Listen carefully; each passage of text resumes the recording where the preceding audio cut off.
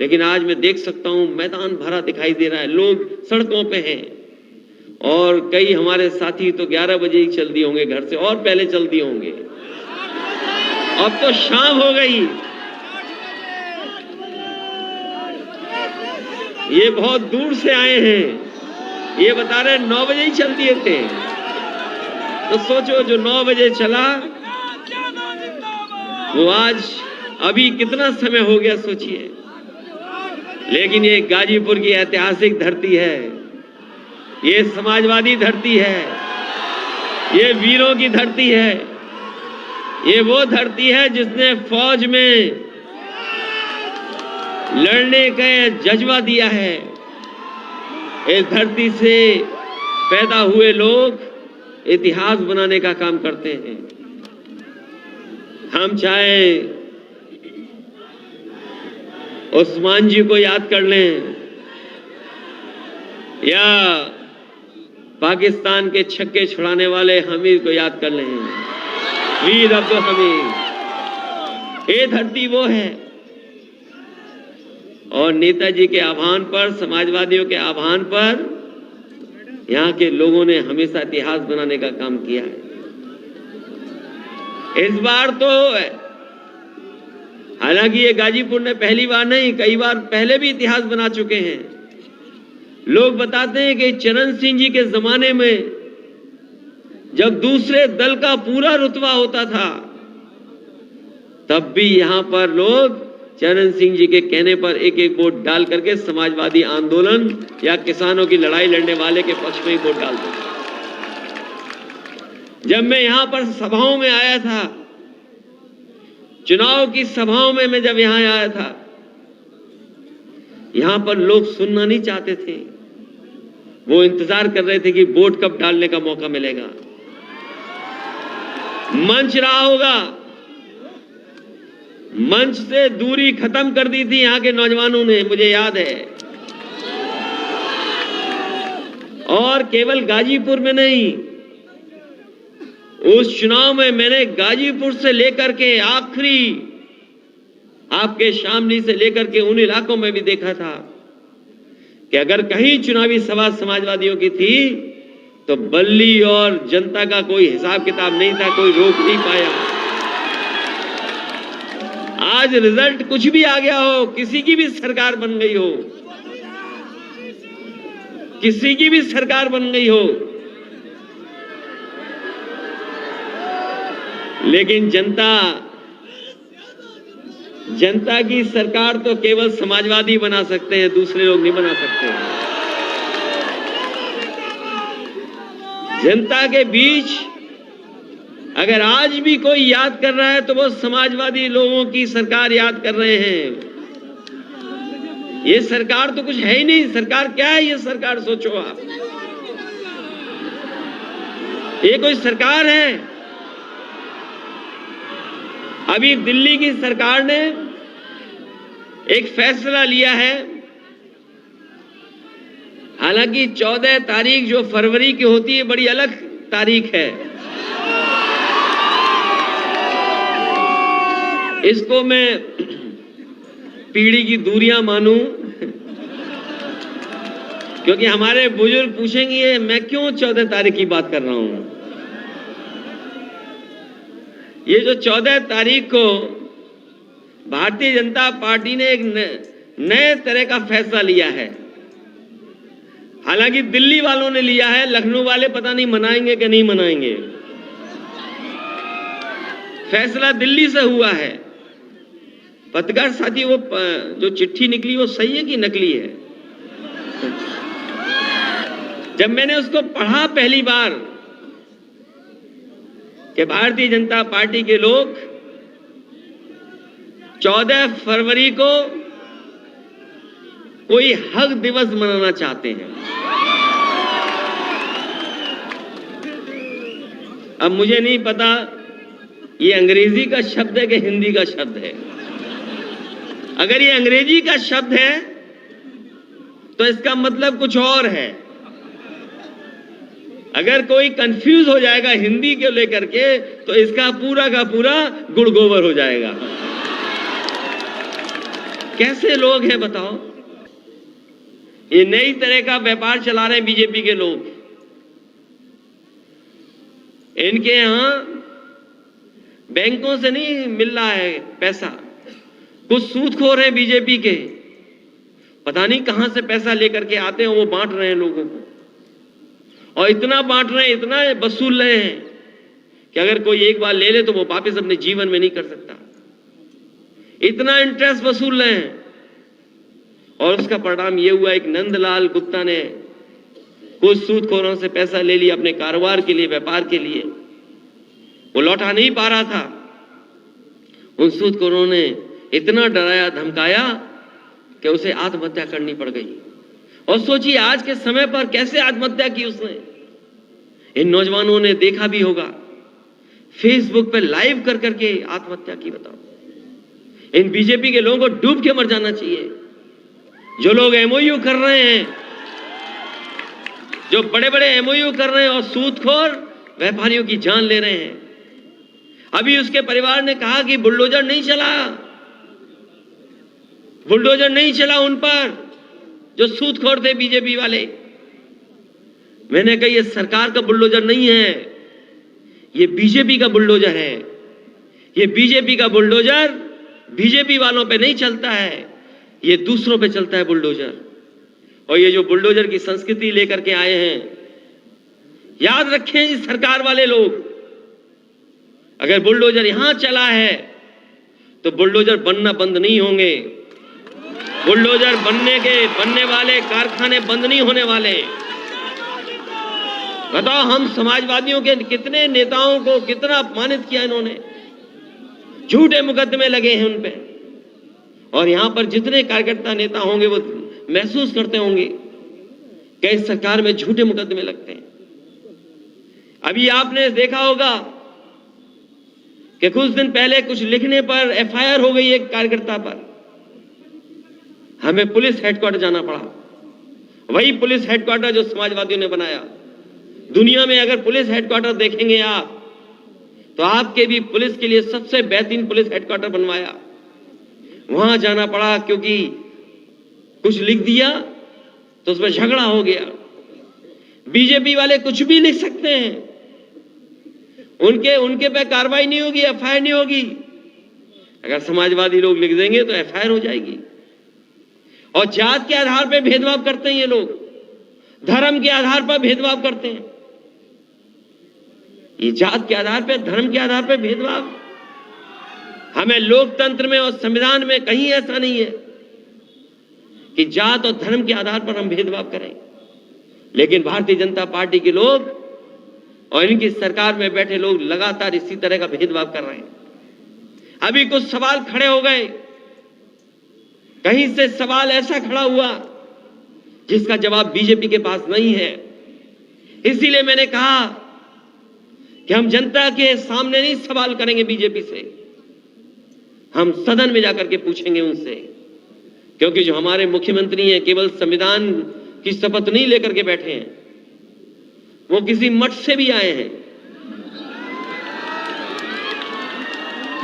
और मठ पर तो इसलिए आ गए क्योंकि उनके परिवार के लोग पहले मठ में थे। अगर उनके परिवार के लोग मठ में नहीं होते तो शायद मठ पर नहीं पहुंच पाते। उन्हें हमारा और आपका परिवारवाद तो दिखता है, लेकिन उन्हें अपना परिवारवाद नहीं दिखाई देता है। उन्हें अपना परिवारवाद नहीं दिखाई दे रहा है। और इनके जो फैसले हैं, इनकी आप कल्पना नहीं कर सकते। यही पूर्वांचल के लिए कहते थे, एक्सप्रेसवे के लिए, कि ये भ्रष्टाचार वाला पूर्वांचल एक्सप्रेसवे है। याद है कि नहीं याद है? इस हाईवे को कहते थे ये समाजवादियों ने इसमें लूट की है। अरे कभी लूट देखनी हो तो बुंदेलखंड एक्सप्रेसवे की देख लेना, क्या लूट हुई है वहां पर। प्रधानमंत्री जी ने उद्घाटन किया, इंद्रदेव ने बारिश कर दी, गड्ढे गड्ढे हो गए, पूरा एक्सप्रेसवे बह गया। बुंदेलखंड का एक्सप्रेसवे, इसकी जो कीमत है उससे ज्यादा कीमत लगा दी वहां पर। हमें दुख है इस बात का। अभी मैं जाते हुए देखता हुआ गया और आते हुए देखता आया हूं, हमारे पूर्वांचल एक्सप्रेस वे पर कोई ज्यादा ट्रैफिक नहीं दिखाई दे रहा, गाड़ियां नहीं चल पा रही हैं और उतने भी लोग नहीं चल पा रहे जितने समाजवादी लोग रथ के समय चल लिए थे उसमें। मुझे याद है जब हम लोगों ने शुरुआत की थी इसी हैदरिया और पखनपुरा के पास, जहां पर यह हाईवे खत्म हो जाता है, बताओ अगर 1 इंच भी बीजेपी ने आगे बढ़ाया हो तो बता दो आप, अगर 1 इंच बढ़ा हो तो बताओ आप उसके आगे। मैंने उस समय जिलाधिकारी से पूछा एक दिन कि बताओ ये हैदरिया पखनपुरा से आगे जा रहा है कि नहीं जा रहा है एक्सप्रेसवे? बोले हमें पता ही नहीं है, सरकार को सोच ही नहीं रही। और ये इसलिए मैंने छोड़ दिया था, मैंने कई बार प्रेस में कहा, सदन में कहा और मैं आज फिर कहता हूं, मैंने इसलिए छोड़ दिया था क्योंकि ये एनओसी नहीं देते हमें।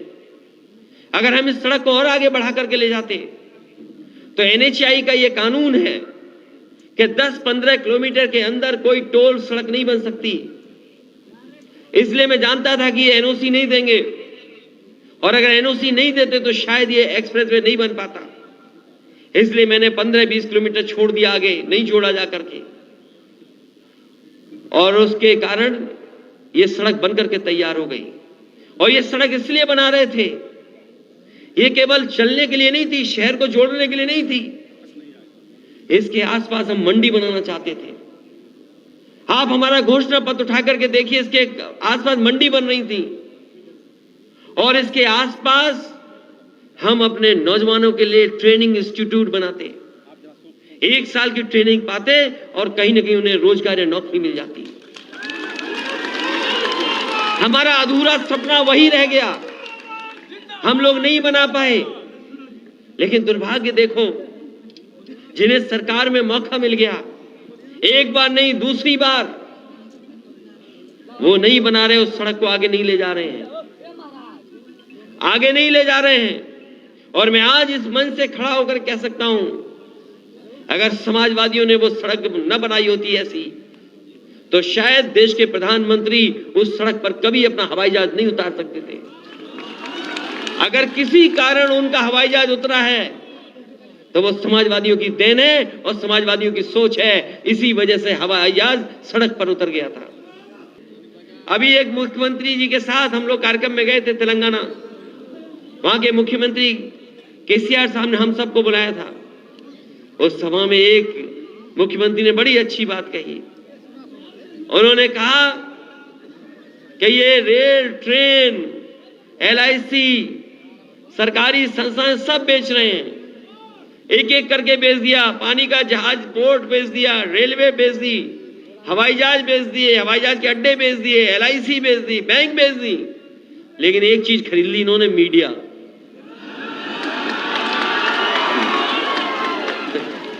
सब बेच दिया, लेकिन एक चीज पे कब्जा कर लिया इन्होंने। बताओ कब्जा हो गया कि नहीं हो गया?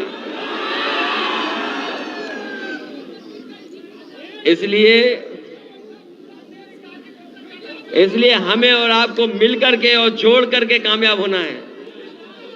हालांकि हम लोग बाई इलेक्शन में आजमगढ़ पीछे रह गए थे, उसके कारण कोई हो, लेकिन मैं जानता हूं इस बार गाजीपुर से लेकर के आजमगढ़ से होते हुए और आखिरी तक आप देखना समाजवादी पार्टी का कितना झंडा बुलंद हो इस बार। ये मैनपुरी भी हराना चाहते थे नेताजी के क्षेत्र में, ये नेताजी के क्षेत्र में मैनपुरी में भी चुनाव हराना चाहते थे। पहले इन्होंने अधिकारियों की सेटिंग की, फिर इन्होंने पुलिस की सेटिंग की, अधिकारी की सेटिंग की, और फिर इन्होंने ये भी तय किया कि कौन पुलिस वाला जाएगा, कौन नहीं जाएगा वहां पर, और जनता को भी लालच दिया, सोचो। लेकिन मुझे खुशी है इस बात की, जितने भी हमारे मंच पे नेता बैठे और बहुत सारे साथी यहां से गए थे, गाजीपुर से, आजमगढ़ से, बनारस से, बलिया से, वो लोग गांव-गांव बैठ करके उन्होंने समझा दिया और परिणाम ऐसा निकला कि बीजेपी का पता नहीं लगा वहां पर बीजेपी कहां पहुंच गई। इसलिए जहां आपने ऐतिहासिक परिणाम दिया है, ये विकास नहीं कराएंगे, ये हमारा आपको विनाश की तरफ लेके जाएंगे। ये जो बजट है इनका, ये जो बजट आया दिल्ली वाला, ये विदाई बजट है। इसके बाद कोई बजट नहीं ला पाएंगे ये लोग। विदाई बजट है और मित्र को बचाने में लगे हुए हैं मित्र लोग। और सच्चाई भी यही है कि मित्र की पहचान बुरे वक्त में होती है।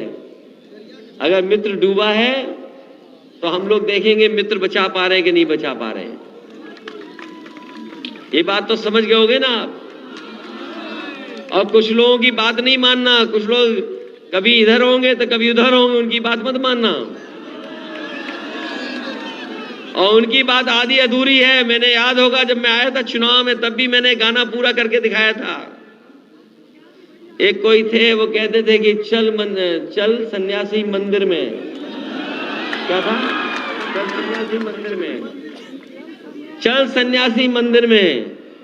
हम लोग इतना ही सोच के उनको समझ लिए कि जड़े बड़े अच्छा गाना है, लेकिन कभी इसकी दूसरी लाइन समझ लेना, पढ़ लेना क्या लाइन है दूसरी इसकी। क्या चल सन्यासी मंदिर में, तुम्हारा कुछ हमारा कुछ बजेगा दोनों का। क्योंकि हम गाने में तेज नहीं है, उतना गाना वाना नहीं गा सकते, लेकिन सुना है उसमें दूसरी लाइन ये कि कंगना बजेगा शायद। बताओ, रात में कंगना बजा रहे हैं दूसरी ताल में जाकर के। ये जो नाम बदलने वाले हैं, हमें खुशी है कि हमारे मंच पे भी ओम प्रकाश जी हैं। ये नाम बदलने वाले अगर हैं तो ओम प्रकाश नाम ही रख दो इस जिले का। ये जो नाम बदलने वाले प्रस्ताव दे रहे हैं तो ओम प्रकाश नाम ही रख लो, तो कम से कम हमारे पास तो है एक नाम। इसलिए इनके चक्कर में मत पड़ो। ये गरीबों को धोखा देने वाले लोग हैं। ये पॉलिटिक्स में बिजनेसमैन हो गए हैं, बिजनेसमैन। ये राजनीति को बिजनेस समझ रहे हैं। हम समाजवादी लोगों ने भरोसा किया है और जो कुछ कर सकते थे त्याग, गठबंधन बनाने में हम लोगों ने त्याग कर करके ही गठबंधन बनाने का काम किया था। लेकिन अब आने वाले समय में समाजवादी पार्टी कहीं गठबंधन करने नहीं जा रही। अपनी अकेली ताकत पर साइकिल पर सवार होकर के चलेगी और जो साथी साथ हैं उन्हें लेके चलेंगे। बस कोई नया गठबंधन नहीं, कोई राजनीति में एक्सपेरिमेंट नहीं। अब केवल अपने किसान और नौजवानों पे भरोसा करके और बुनकर भाइयों पे भरोसा कर करके अगले चुनाव में साइकिल ही साइकिल लड़ने वाली है। इन्हीं सपनों के साथ मैं अपने सभी बुजुर्गों का और किसान भाइयों का बहुत बहुत धन्यवाद देते हैं, बहुत बहुत आभार प्रकट करता हूं। करना है अब हमको, हमें कैसा भारत चाहिए। समाजवादी अखिलेश के संग समाज के पथ पर आइए।